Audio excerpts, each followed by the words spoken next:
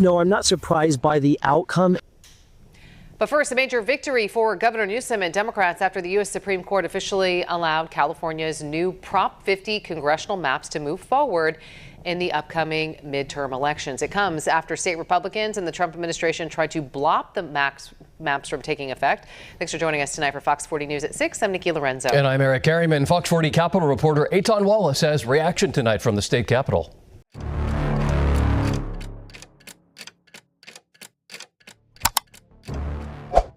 A principios de febrero, en Washington, una decisión tomada dentro del edificio de la Corte Suprema de los Estados Unidos comenzó a repercutir mucho más allá del circuito jurídico habitual. Sin rueda de prensa, sin lectura solemne en pleno y sin disidencias registradas, los 9 ministros rechazaron una solicitud presentada por líderes republicanos y por el propio Departamento de Justicia para suspender el nuevo mapa de redistribución de distritos electorales de California.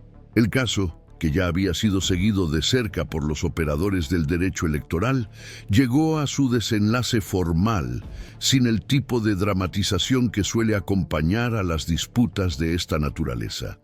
Aún así, el contenido de la decisión y el momento en que se produjo situaron el episodio inmediatamente fuera de lo esperado. La acción cuestionaba la validez del rediseño de los distritos electorales aprobado en California tras el último censo, un proceso llevado a cabo bajo una fuerte supervisión estatal y defendido públicamente por el gobernador Gavin Newsom.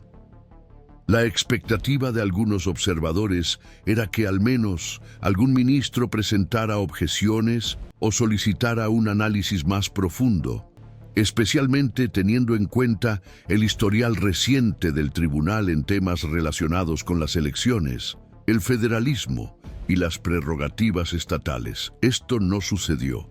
La solicitud fue rechazada en su totalidad, sin votos separados, poniendo fin de manera definitiva a cualquier intento de impedir el uso de este mapa a partir de las elecciones legislativas de 2026. El detalle que llamó la atención no fue solo el resultado, sino el contexto institucional en el que se produjo.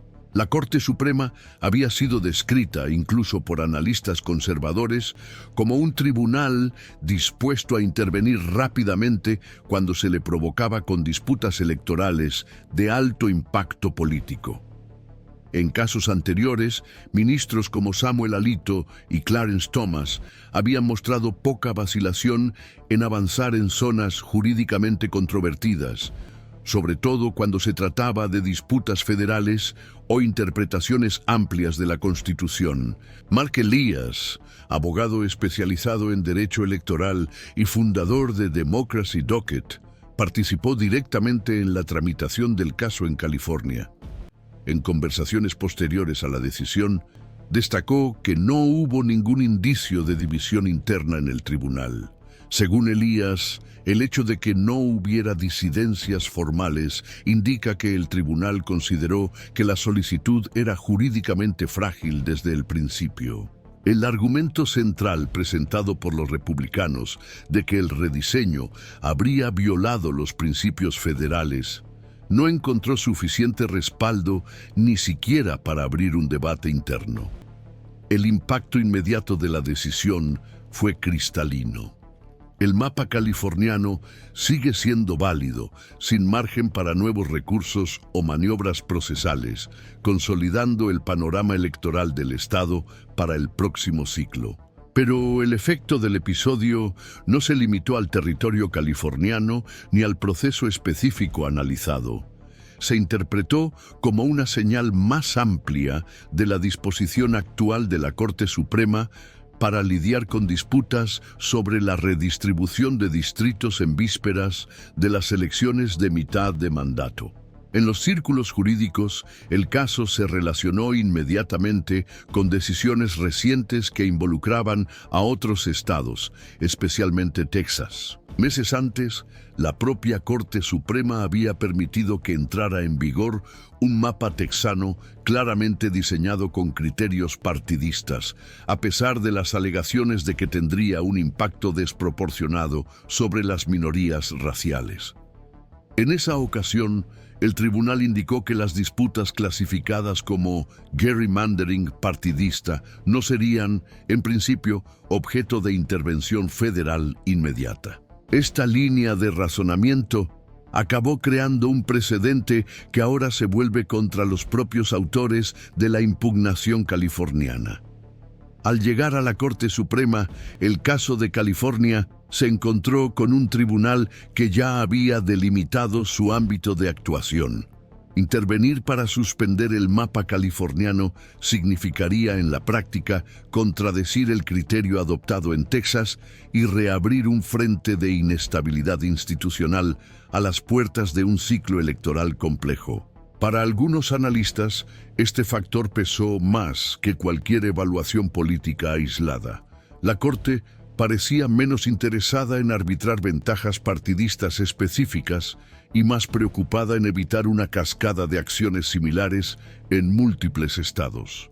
Este movimiento cobró aún más relevancia cuando se observó a la luz de los recientes resultados electorales en disputas fuera del calendario tradicional. En elecciones especiales y locales comenzaron a surgir señales de oscilación en el comportamiento del electorado, especialmente en distritos considerados artificialmente seguros.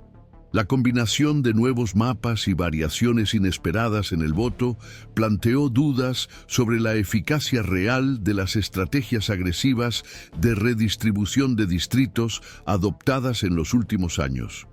En este contexto, la decisión del Tribunal Supremo pasó a considerarse un punto de inflexión técnico, aunque discreto. No se trató de una declaración pública sobre la democracia, ni de una reevaluación explícita de los precedentes históricos. Fue más bien un gesto de contención institucional que delimitaba hasta dónde estaría dispuesto a llegar el tribunal en ese momento específico. El impacto del episodio no se limitó a lo que ocurrió dentro de la Corte ese día. Comenzó a reorganizar las expectativas, las estrategias jurídicas y las interpretaciones políticas en varios estados simultáneamente. Para quienes siguen este tipo de disputas de forma continua, episodios como este rara vez son aislados. Suelen cobrar significado real cuando se inscriben en una secuencia más amplia de decisiones, reacciones y cálculos institucionales que se desarrollan a lo largo del tiempo. Por eso, observar estos movimientos con atención y contexto se ha convertido en una parte esencial para comprender lo que está en juego en el sistema electoral estadounidense, especialmente en períodos de transición e incertidumbre controlada. A medida que los efectos de la decisión de la Corte Suprema comenzaron a extenderse más allá del caso específico de California, el debate pasó rápidamente del resultado inmediato a lo que revelaba sobre el funcionamiento actual del sistema institucional estadounidense. En análisis públicos y conversaciones entre bastidores, juristas y estrategas electorales comenzaron a tratar el episodio como parte de una convergencia mayor que involucraba no solo al Poder Judicial, sino también a los gobiernos estatales, los líderes partidarios y el propio calendario electoral de 2026. El caso pasó a citarse junto con disputas similares en estados como Texas, Utah, Nueva York, Wisconsin y Virginia, formando un mosaico jurídico que ayuda a entender por qué la Corte optó por una postura aparentemente contenida. Mark Elias, al comentar el resultado del caso en el programa Democracy Watch, presentado por Brian Taylor Cohen, se aseguró de contextualizar la decisión dentro de un patrón que ya se estaba consolidando. Según él, La Corte Suprema había señalado meses antes, especialmente en el litigio relacionado con el mapa de Texas, que no tenía la intención de interrumpir los esfuerzos legislativos de redistribución de distritos en vísperas de las elecciones de mitad de mandato.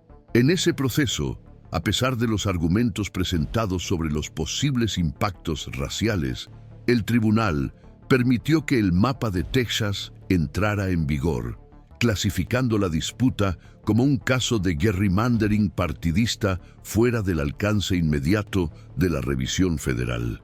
Esta decisión tuvo un efecto dominó. Cuando el caso de California finalmente llegó a la Corte, los ministros se encontraban, en palabras de algunos analistas, institucionalmente comprometidos con la lógica que habían adoptado anteriormente.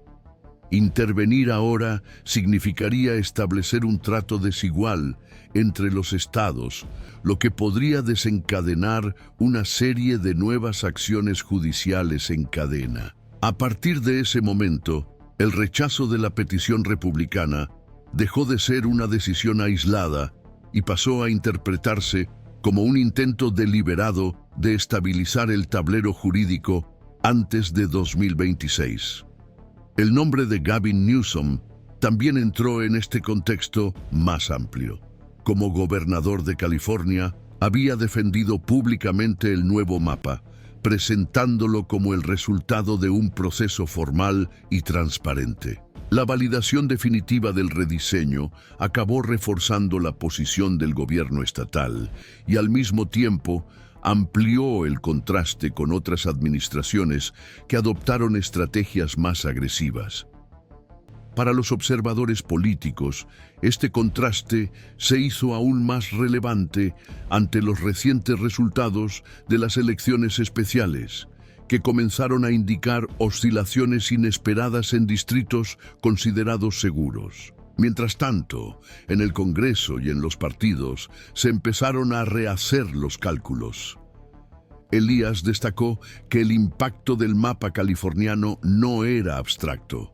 Se traducía en 5 escaños potenciales, ya incorporados a las proyecciones para la Cámara de Representantes. En comparación, disputas como la de Texas, que inicialmente parecían prometer ganancias más amplias para los republicanos, comenzaron a verse con cautela después de que los resultados electorales locales indicaran variaciones significativas en el comportamiento del electorado. Esta reevaluación alimentó la percepción de que algunas estrategias de redistribución de distritos podrían no producir los efectos esperados. Es en este contexto que otros frentes legales comenzaron a ganar peso. En Utah, por ejemplo, los candidatos republicanos presentaron demandas con el objetivo de cuestionar los mapas estatales por supuestas violaciones de la ley federal. Aunque estos procesos aún deben pasar por paneles de 3 jueces antes de llegar a la Corte Suprema, el simple hecho de que estén en curso refuerza la idea de un sistema bajo presión constante. Una situación similar se da en Nueva York, donde las disputas basadas en la legislación estatal alimentan las especulaciones sobre posibles intentos de federalización de los casos. Aunque los expertos consideran que esta vía es jurídicamente improbable. Otro elemento central en esta convergencia institucional es el papel de la Ley de Derechos Electorales, especialmente la sección 2, a menudo mencionada por Mark Elias como uno de los pilares que aún sostienen la exigencia de distritos de mayoría minoritaria. La posibilidad de que la Corte Suprema se pronuncie sobre este tema en casos pendientes, como el llamado caso Clay, añade una capa adicional de incertidumbre al panorama. Aunque no hay indicios claros de cuándo o cómo se pronunciará el tribunal, el simple debate en torno a esta hipótesis influye en la forma en que los estados y los partidos se preparan para los próximos meses. A partir de este punto, lo que se observa es menos una secuencia de victorias o derrotas aisladas y más un proceso de acomodación institucional. Cada decisión y cada aplazamiento pasan a funcionar como señales indirectas, orientando las estrategias jurídicas y políticas en tiempo real. No se trata solo de quién gana o pierde escaños, sino de cómo responde el sistema a la tensión entre la estabilidad y la disputa en un entorno altamente polarizado. Para quienes siguen estos movimientos de forma continua, el valor reside precisamente en la capacidad de conectar episodios que, a primera vista, parecen inconexos. Comprender cómo las decisiones en California dialogan con las disputas en Texas, Utah o Nueva York requiere una observación constante y una contextualización cuidadosa.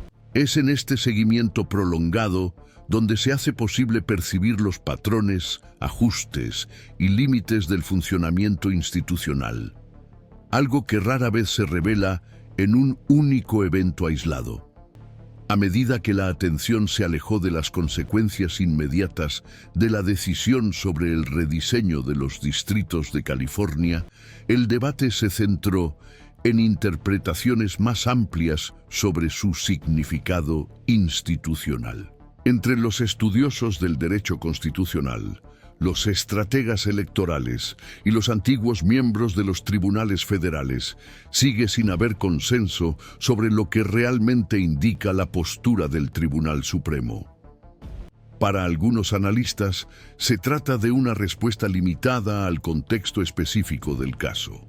Para otros, hay indicios de una orientación más coherente sobre cómo el tribunal pretende resolver las disputas electorales durante el período que se extiende hasta 2026. El punto de convergencia entre estas interpretaciones radica en la importancia que se atribuye al silencio de los ministros, que acabó adquiriendo un valor interpretativo superior al de la propia fundamentación formal. Una de las interpretaciones más frecuentes sostiene que la Corte habría actuado con el objetivo de salvaguardar su propia estabilidad institucional. Desde esta perspectiva, la negativa unánime a la solicitud presentada por los republicanos y el Departamento de Justicia habría buscado evitar la creación de un precedente capaz de generar inseguridad jurídica en un escenario en el que varios estados avanzan simultáneamente hacia disputas complejas sobre el rediseño de los distritos electorales. Desde este punto de vista, la decisión no se centraría en California ni en la figura de Gavin Newsom, sino en el intento de impedir la proliferación de litigios que podrían comprometer el calendario electoral. Los analistas que defienden esta interpretación recuerdan que, en el caso de Texas, el Tribunal Supremo ya había mostrado cautela al evitar intervenir en disputas calificadas como gerrymandering partidista en vísperas de las elecciones. En contraste, hay una interpretación que rechaza la idea de una estrategia institucional cohesionada. Para este grupo, el resultado habría sido fruto de una alineación circunstancial en la que diferentes ministros llegaron a la misma conclusión por motivos distintos.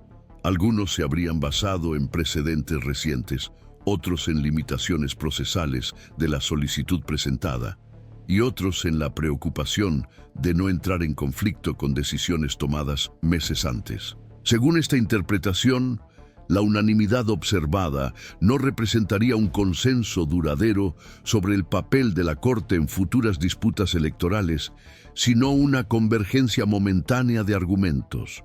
En este contexto, la actuación de figuras como Samuel Alito y Clarence Thomas cobra especial relevancia. Los observadores recuerdan que ambos ya han defendido intervenciones más incisivas en temas electorales cuando han identificado fundamentos constitucionales claros. La ausencia de manifestaciones públicas de desacuerdo por parte de ellos en este episodio específico alimenta interpretaciones opuestas.